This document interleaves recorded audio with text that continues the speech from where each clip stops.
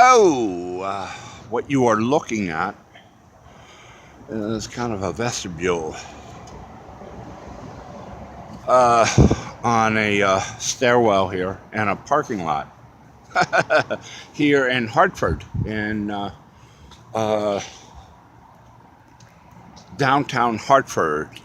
This is, you got like a ribbon of highways here, freeways and stuff. And this is kind of like one of the first redevelopments of Hartford. Constitution Plaza, it's called.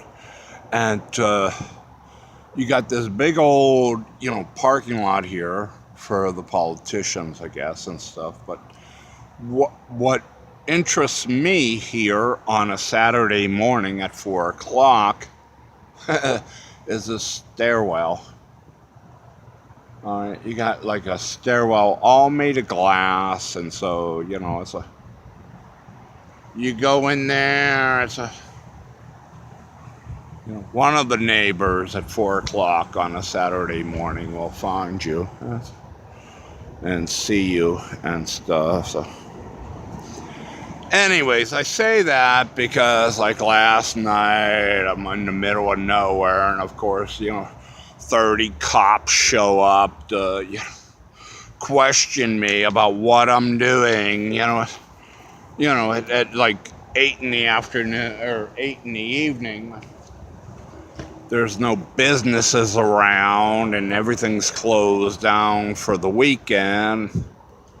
There I am by myself, quietly drinking my 211 and not bothering anybody. Looking, of course, for that one man that can like rescue me and save me and be my fucking dark knight, in the ghetto, and take me home to his mother.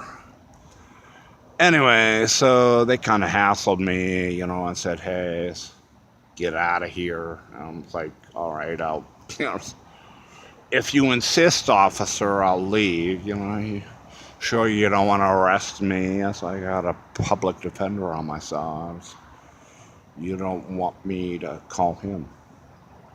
Anyway, so here I am. It's 4 o'clock in the morning. We got our security guard there, wherever. He's just pulled in at 4 a.m. and he's gonna, guard the streets here and make sure that I don't do anything nefarious. I don't know who he is. I don't know his color, but hey, I don't know if he's a male or female, or, I don't think he has a burqa.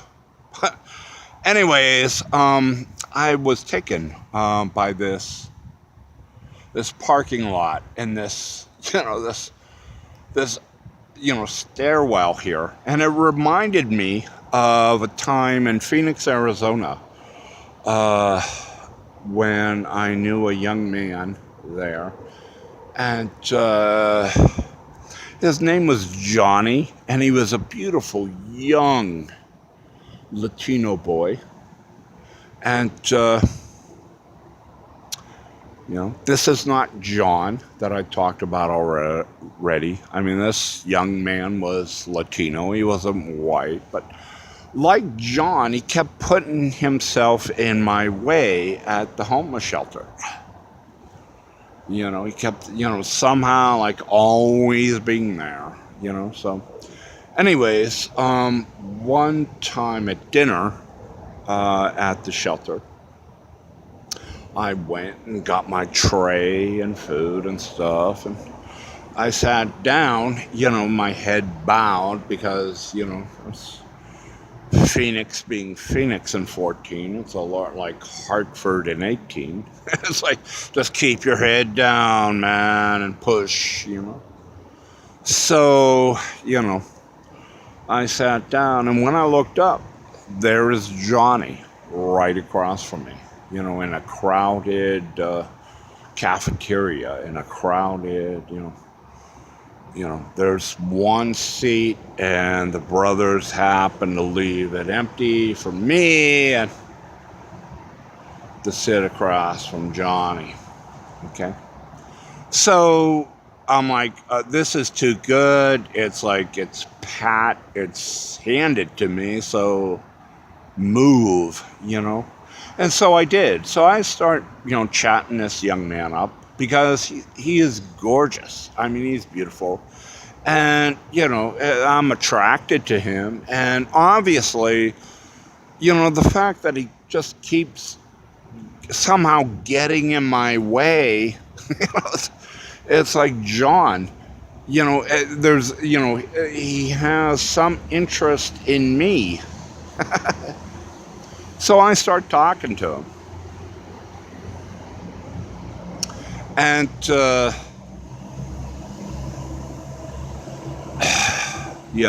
we start the conversation. And when I first met Johnny, it was in a, I was like right on him. And he said, when I went up to him, he said, "You got a quarter?" I'm there, "No, I don't have a quarter." And I couldn't understand what he was like trying to say and stuff. So I said, no, man, get away. I said, "I ain't got no quarter. I'm homeless, man." So,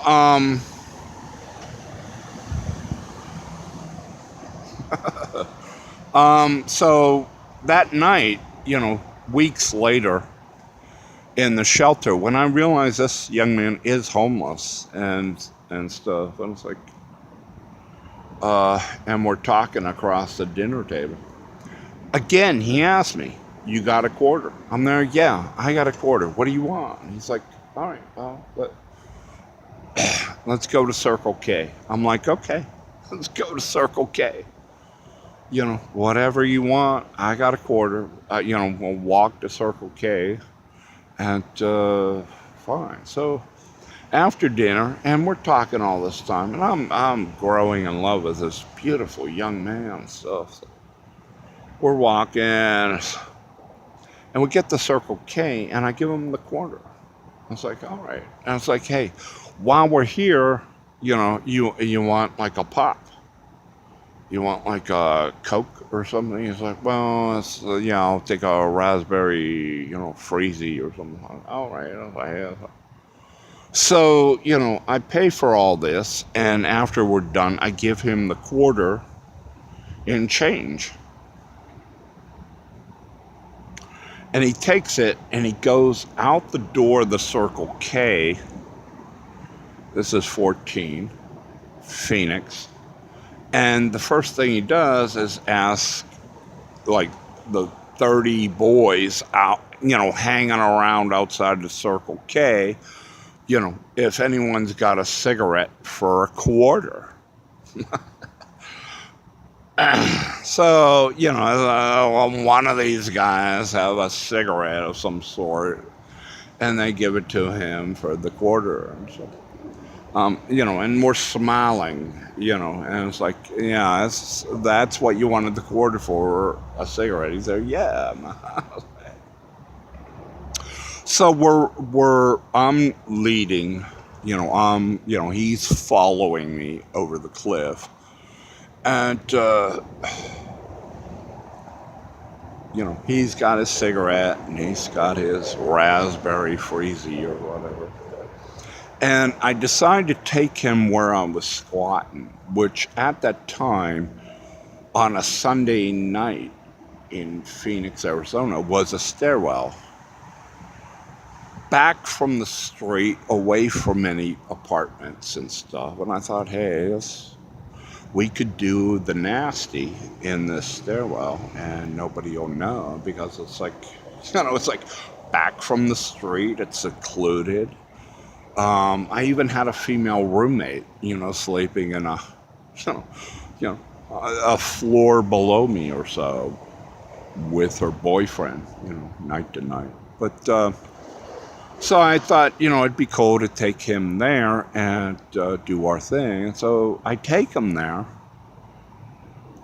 and he and I start to do our thing, and like all of a sudden I hear, like from the sidewalk, from the street, okay, this girl, this like teenage girl, like, yelling at us, you know. I'm giving this guy head, and I hear this girl, like, yelling at us. It's like, you know, it's like, I can see you. I can see you. You know, it's like, I'm on patrol this morning. I can see you. You better go. You know, you guys can't do that. You know, I'll call the police. And I'm like, wow. You know, it's like, hey, it's like, you know, it's like, I looked at Johnny. Johnny looked at me, and he, as he's wilting, you know, and it's like, let's go, you know, it's like, and so we went to another place that I knew in the city, but it just didn't happen, you know. It's just too many, you know, mother hens looking over the ghetto that night, you know. Kind of like a glass stairwell. It's like, hey, you cannot hide. You can run, but you cannot hide from me, boy. It's not nice to follow mother's nature. That's the old butter commercial. You used to go.